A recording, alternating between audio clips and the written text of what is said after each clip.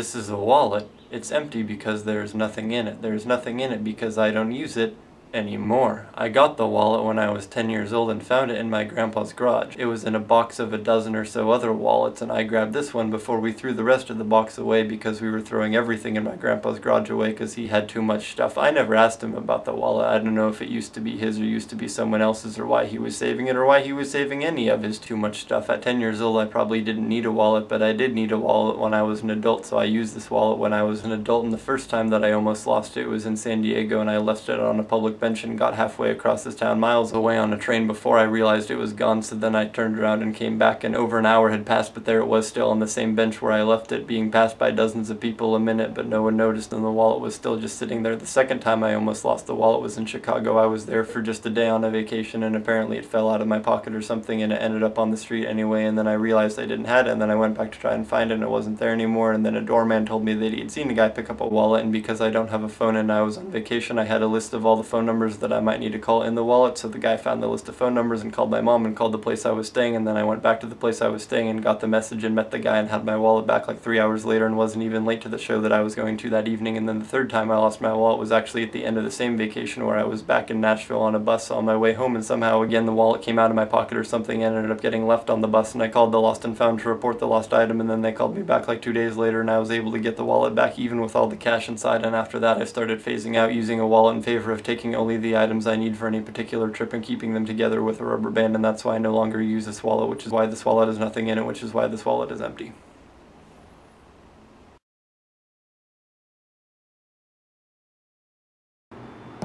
Ah, God.